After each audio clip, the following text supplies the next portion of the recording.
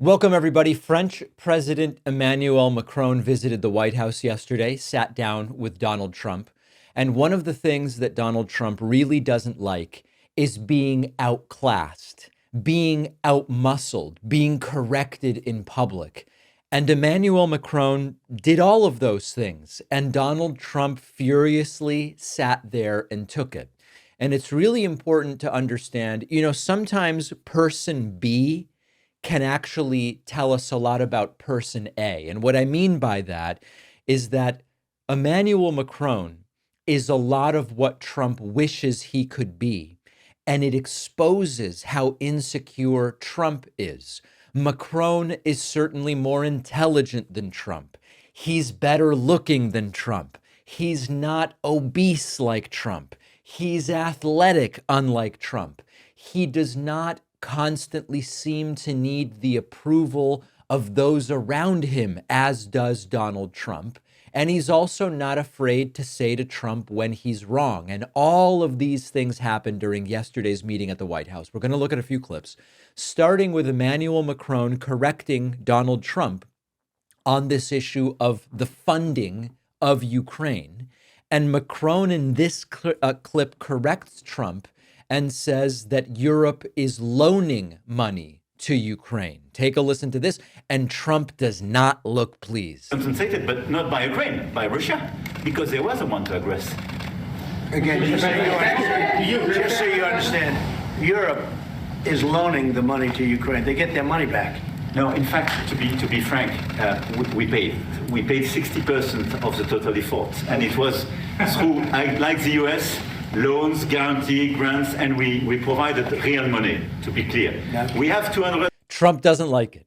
Trump doesn't like being corrected. He goes, well, it was a combination of things. We did this, that, the other thing. We did money, equipment, loans. And Trump just doesn't like it. He doesn't like being corrected in public like this and being outclassed and being outshined. 30 billion frozen assets in Europe, Russian assets, but this is not as a collateral of a loan because this is not our belonging. So they are frozen. If at the end of the day in the negotiation we will have with Russia, they're ready to give it to us, super. It will be loan at the end of the day and Russia will have paid for that. If you believe that, it's okay with me.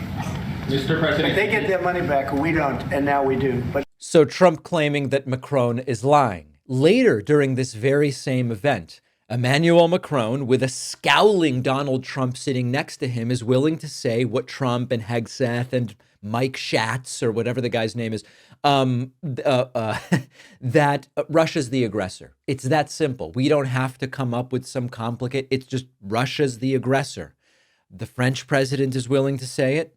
The American president is one not. different than the other. You can take the proceeds from it. How can you not take Because that? it's very different. You keep the assets, you take the proceeds because they are paralyzed in a certain way. You take the proceeds during the wartime, but you keep the assets, and it's part of the negotiation at the end of the war. Because, this war costed all of us a lot of money. And this is the responsibility of Russia, because the aggressor is Russia. Should the U.S. be compensated? So at the end of the day, this frozen asset should be part of the negotiation, all in all. Will France support the U.S. being compensated? I support the idea to have Ukraine first being compensated because they are the one to have lose a lot of their fellow citizens and being destroyed by this. And look at Trump sitting there like a petulant child. Trump does not like being corrected. Trump does not like narratives counter to his being presented. And the narrative as Trump has presented it is, listen, Russia's lost a lot. They've given up a lot of people. Yes, in a war they chose to start, etc., etc. Trump doesn't like when Macron does this, and Macron doesn't care. That's also part. Trump doesn't like the substance, but he doesn't like, how is this guy so self-assured and confident to come to my house in my country and tell me I'm wrong? And tell me that the drivel that's been spilling out of my mouth about Russia for weeks and months now isn't true? How dare he?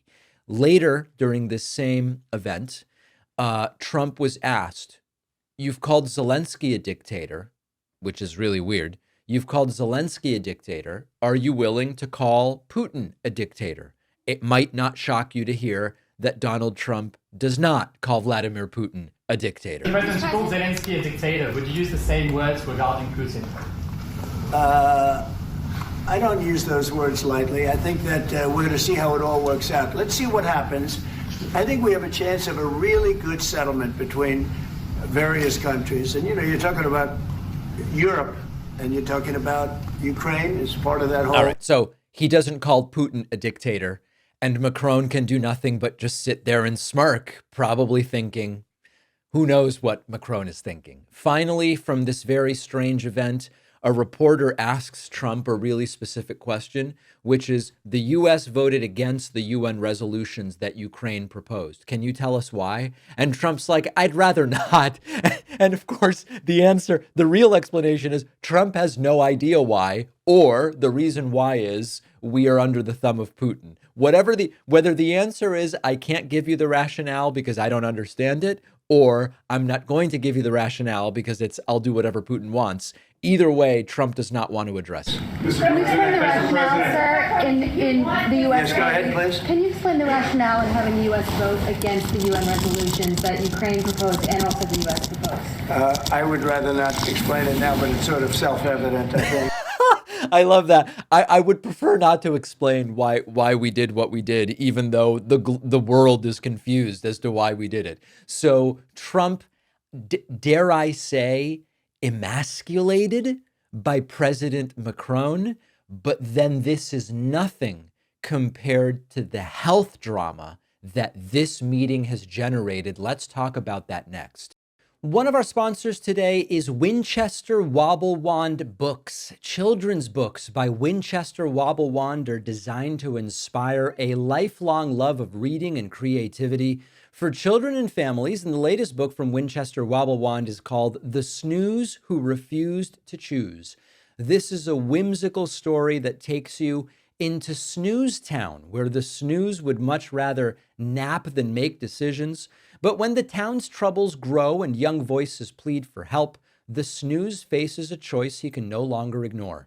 It really is a heartwarming tale that introduces kids to the importance of voting, the power of small voices, and the courage to take action in their communities.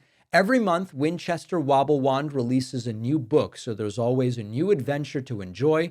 Each book includes a design contest where readers can showcase creativity and win $500 for their hand-drawn illustrations. You can get The Snooze Who Refused to Choose and explore other Winchester Wobble Wand books on Amazon or by visiting wobblewand.com. The link is in the description.